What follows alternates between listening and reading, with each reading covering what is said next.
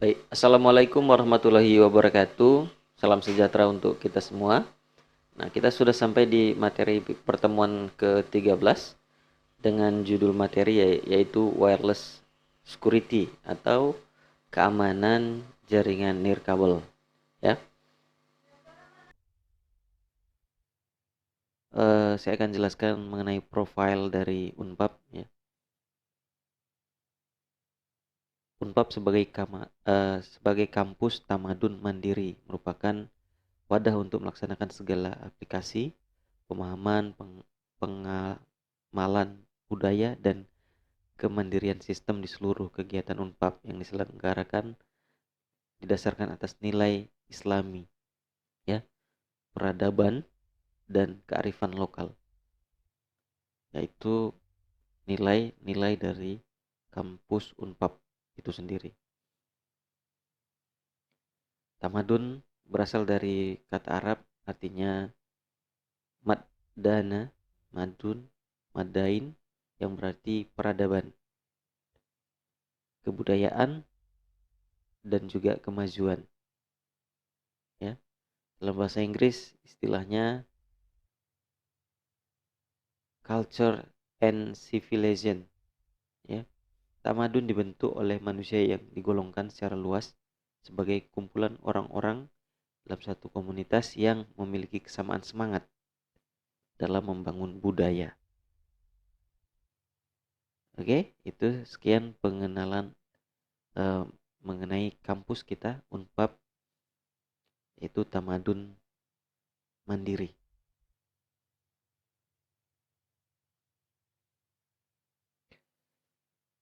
Visi misi Unpad yang pertama, menjadi perguruan tinggi swasta yang terkemuka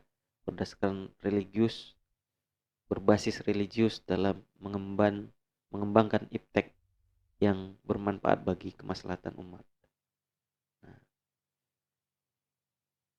dan juga prodi sistem komputer memiliki visi misi, ya, visinya yaitu menghasilkan lulusan yang mampu mengimplementasikan ilmu pengetahuan dan teknologi pada bidang ilmu sistem komputer serta bermanfaat bagi kemaslahatan umat. Ya, misinya laksanakan Tridharma, perguruan tinggi, pendidikan, penelitian, dan pengabdian sesuai bidang keilmuan, sistem komputer di tingkat nasional dan internasional, melakukan pengembangan sumber daya manusia, dosen, dan tenaga kependidikan dalam mendukung pencapaian profil lulusan. Ya. Meningkatkan kuantitas sarana prasarana pendidikan, penelitian, dan pengabdian dalam mendukung pencapaian profil lulusan. Kemudian memperluas jaringan kerjasama melalui peningkatan kualitas dan kuantitas kerjasama tingkat nasional dan internasional. Jadi adik-adik, itu adalah visi dan misi mulia dari prodi kita, sistem komputer.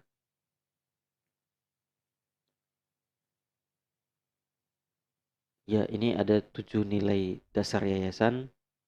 Yang pertama, menjaga kemurnian akidah tauhid dan melaksanakan syariat, sholat, zikir, puasa, dan lain-lain. Bersyukur, bersukacita, dan tidak mengeluh. Rendah hati, sederhana, apa adanya, memaafkan, tidak tersinggung, tidak marah.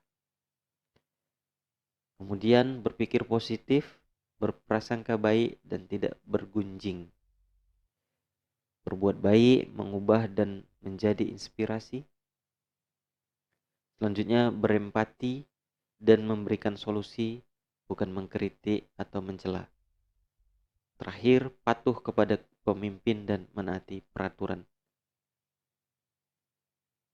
Ini adalah nilai-nilai dari yayasan untuk kita, Civitas Akademika. Kita akan review dulu materi sebelumnya, yaitu Wireless Metropolitan Area Network atau WMAN adalah jaringan nirkabel yang dirancang untuk mencakup wilayah skala metropolitan sejauh 5-50 km. Nah, tentunya ini bukan antena pemancar biasa, ya, tetapi menggunakan sistem BTS seperti itu.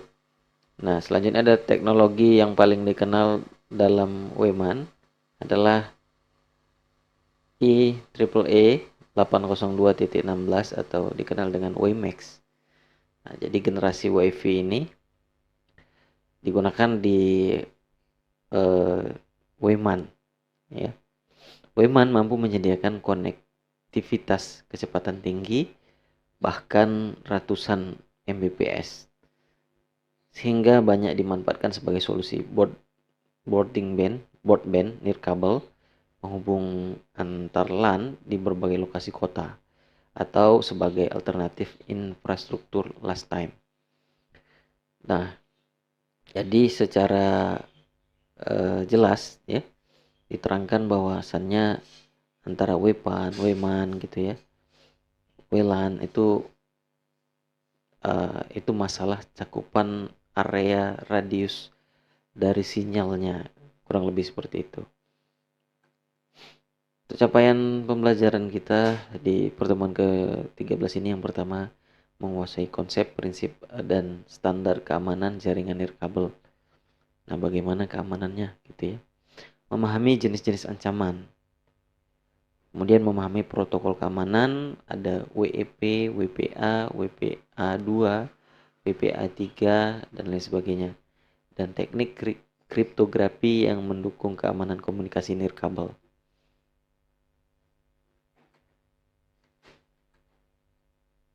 Konsep dasar keamanan jaringan nirkabel merujuk pada seperangkat mekanisme protokol dan teknik yang digunakan untuk melindungi data, perangkat, dan komunikasi pada jaringan berbasis gelombang radio karena media transmisinya bersifat terbuka atau udara. Jaringan nirkabel sangat rentan terhadap penyadapan, ya, serangan man in the middle, rogue access point, jamming, serta akses ilegal. Oleh karena itu, aspek fundamental keamanan seperti kerahasiaan, confidentiality, integrity, autentikasi, dan ketersediaan menjadi sangat krusial. Ini adalah beberapa dasar keamanan, ya. Protokol keamanan seperti WEP, WPA, dan lain sebagainya, serta mekanisme tambahan seperti VPN, firewall, IDS, dan EPS, intrusion detection system maupun intrusion prevention system, dan enkripsi berbasis AES atau TLS digunakan untuk menjaga agar komunikasi tetap aman, terpercaya, dan hanya dapat diakses oleh pihak yang berwenang. Jadi secara singkat ya, secara sederhana, keamanan jaringan ini diamankan menggunakan kriptografi, kira-kira gitu ya. Karena dia di udara, terbang, huruf A atau kata saya tidak mungkin dibiarkan begitu saja mengambang di udara, ya. Nah, tentu saja harus diamankan menggunakan protokol-protokol, ya. Nah, ini akan kita bahas gimana sih cara kerja protokolnya. Tapi kalau dia menggunakan kriptografi, sudah tentu plain text saya tadi bukan lagi saya, melainkan cipher atau tulisan yang nggak dimengerti, random, yang akan bisa kembali ketika sampai di tujuan. Kira-kira gitu ya. Perbedaan keamanan jaringan nirkabel dan jaringan kabel. Media transmisinya kalau nirkabel menggunakan gelombang radio yang dapat ditangkap siapa saja dalam jangkauan, data mudah disadap tanpa harus terhubung secara fisik. Nah, kabel menggunakan media transmisi media fisik UTP, fiber optik, untuk melakukan penyadapan. Jadi istilahnya ini penyadapan, pencurian data ini diistilahkan dengan tapping gitu ya, ngetap ya, ngintip gitu. Untuk melakukan penyadapan, penyerangan harus memiliki akses fisik ke kabelnya atau perangkat jaringan. Sudah tentu ini lebih sulit gitu ya, mungkin kabelnya berada di atas loteng gitu ya, di atas mana, sehingga jauh lebih aman daripada nirkabel. Kerentanan akses, nirkabel rentan terhadap akses tidak sah, ya, atau istilahnya unauthorized access, karena sinyal dapat dipancarkan ke arah publik. Sedangkan kabel, kalau akses relatif lebih terkendali karena membutuhkan koneksi fisik ke port jaringan. Misalkan apanya ya, RJ45 atau konektor jaringannya itu kita diperlukan gitu ya, atau dibutuhkan oleh penyadap atau hacker gitu untuk mengakses jaringan kabel.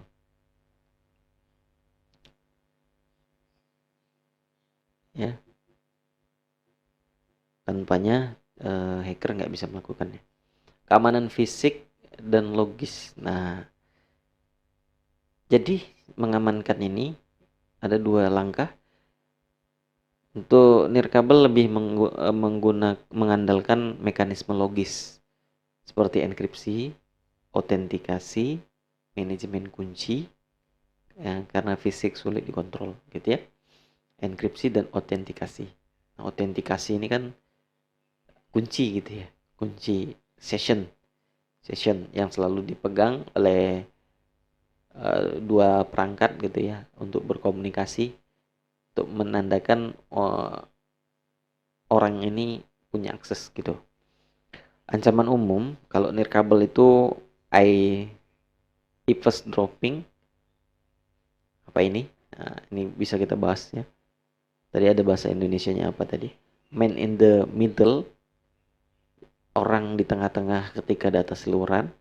Ada rogue AP, ada jamming, war driving, dan lain sebagainya. Kemudian kabel, ada tap kabel, apa ya, ngintip atau jumper, snipping, menggunting, merusak ini ya. Karena kan dasar keamanan tadi kan ada banyak, ada 5. Salah satunya available, ketersediaan. Kalau dia nggak tersedia, ya sama saja artinya terganggulah keamanan. Man in the middle, sama ya. ARP spoofing. Nah, ini adalah keamanan dari jaringan. Keamanan ini sering berkaitan dengan aplikasi ya. Jadi adik-adik belajar keamanan ini ya akan berdampak kepada pengetahuan kita gitu ya. Akan bermanfaat kepada pengetahuan kita untuk misalkan aplikasi yang aman, aware terhadap pengembangan aplikasi yang aman. Nah, dari sinilah kita pahami bahwasannya keamanan itu dimulai dari jaringannya gitu ya, baru ke aplikasinya. Ancaman umum pada jaringan nirkabel yang pertama ada eavesdropping, yaitu penyadapan komunikasi dengan cara menangkap sinyal nirkabel menggunakan perangkat sniffing. Namanya sniffing, untuk memperoleh data sensitif terutama jika jaringan tidak dienkripsi atau masih menggunakan algoritma lemah seperti WEP. Nah, berarti kayak ini ya, SSL gitu ya. Nah, kita analogikan seperti itu. Ya, kita analogikan bahwasannya WEP ini ya, pengamanan enkripsi jaringan ini sama kayak SSL gitu. Jadi data seliweran itu udah dienkripsi gitu, bukan lagi plain text saya gitu ya. Kemudian ada spoofing, di mana penyerang memasukkan identitas perangkat atau access point, di mana penyerang memalsukan identitas perangkat.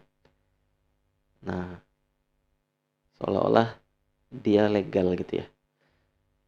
Atau access point, misalkan melalui MAC spoofing atau rogue access point, sehingga pengguna terkoneksi ke jaringan palsu atau data mereka dapat dicuri. Nah, ini ada 2 kemungkinan ya, dia pura-pura jadi yang asli atau dia memalsukan yang asli, 2 kemungkinan ya. Jamming yaitu serangan dengan memancarkan sinyal pengganggu. Wah, ini sudah terkenal juga gitu. Sebenarnya ini ancaman di satu sisi, juga tools di satu sisi gitu ya. Jamming. Ya kalau konteksnya di ruang rapat mungkin dibutuhkan yang namanya jamming ya. Nah, agar kolega, agar karyawan, staff itu bisa berkonsentrasi dalam memecahkan masalah perusahaan, diskusi gitu ya. Sehingga nggak ada yang pegang handphone. Tapi katanya ini adalah salah satu ancaman di dalam jaringan nirkabel ya, yaitu jamming. Kemudian denial of service juga menjadi ancaman serius di mana pengguna membanjiri jaringan dengan trafik palsu sehingga sumber daya akses poin terkuras dan pengguna sah kehilangan akses. Available-nya lagi yang diserang ya.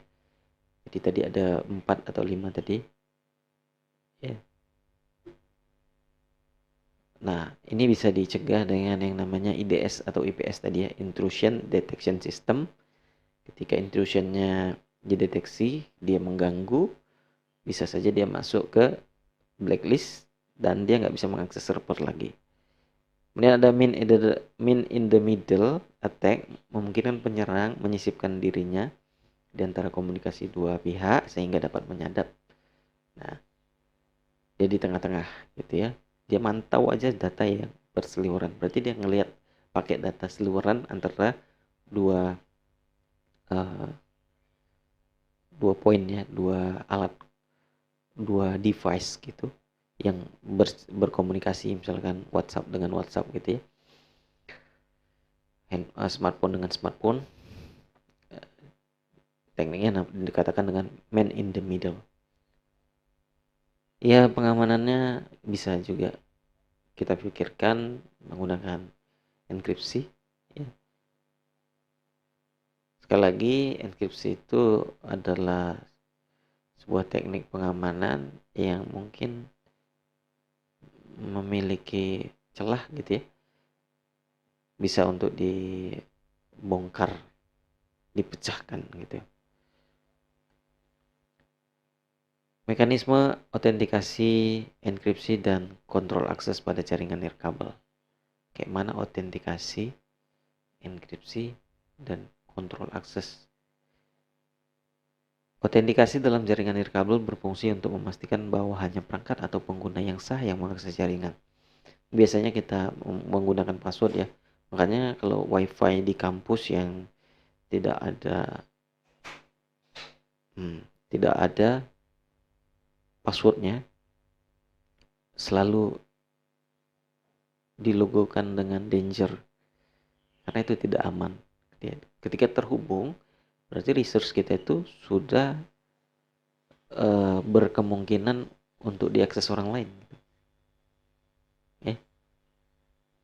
Sementara tujuan kita itu hanya untuk mengakses internet. Misalkan kita login hotspotnya menggunakan password mahasiswa, user mahasiswa gitu ya. Tapi ketika kita terkoneksi saja sama wifi tanpa password, nah itu sudah berbahaya. Mekanisme enkripsi digunakan untuk menjaga kerahasiaan data yang dikirim melalui media nirkabel sehingga tidak mudah disadap. Nah, inilah satu teknologi yang membawa pencerahan ya untuk bidang jaringan gitu ya. Tanpanya kayaknya orang nggak mau menggunakan jaringan ya tanpa enkripsi ini. Sepertinya seperti itu. Sudah pasti sangat tidak aman baik kabel apalagi nirkabel. Ya sangat tidak aman. Plain text berseliweran di udara gitu ya. Yang ketiga, mekanisme kontrol akses. Nah, ini memastikan hanya perangkat sah yang boleh menggunakan jaringan nirkabel sekaligus mengatur hak istimewa pengguna Nah, ini seperti pengaturan yang ada di routernya lah ya. Hak adminnya untuk melakukan kontrol akses, memblacklist kah, kita masukkan blacklist terhadap MAC address ini atau lain sebagainya. Tujuannya adalah untuk keamanan.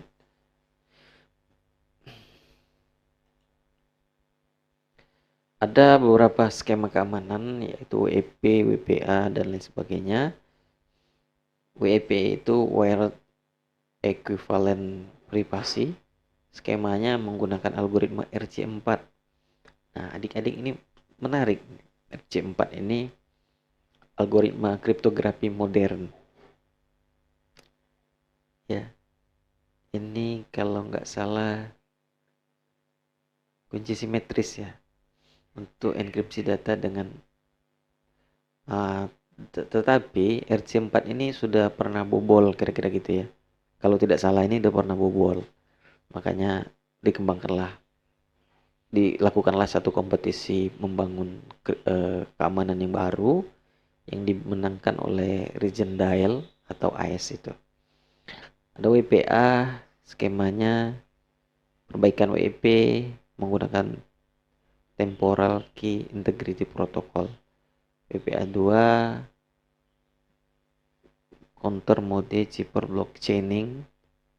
WPA 3 menggunakan SAE Simultaneous Authentication of Equals.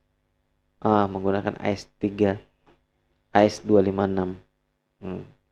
Jadi AES ini adalah algoritma kriptografi modern pemenang Sembara pada waktu itu ya, dan belum ada kabar bahwasannya algoritma ini jebol gitu. Artinya ya berpotensi juga gitu. Dengan adanya perkembangan teknologi yang cepat gitu ya, sebenarnya kan peretasan brute force attack untuk password ini kan aman karena waktu pemecahannya itu bisa sampai puluhan tahun gitu ya kan. Tapi kalau perangkatnya semakin cepat, maka akan bisa pecah dalam waktu 1 hari misalkan. Oke adik-adik, ini adalah poin utama di dalam belajar mandiri atau self-paced learning, yaitu mengerjakan soal latihan. Ya, jadi kerjakanlah soal latihan ini dan kirimkan ke grup. Baik, mungkin itu saja materi yang bisa saya sampaikan, dan tentunya kita perlu banyak diskusi agar menjawab kekurangan-kekurangan dari materi ini dan meluruskan yang salah gitu ya. Baik, untuk itu apabila ada kesalahan kata saya mohon maaf. Lebih dan kurang juga saya mohon maaf. Saya tutup. Wassalamualaikum warahmatullahi wabarakatuh. Salam sejahtera untuk kita semua.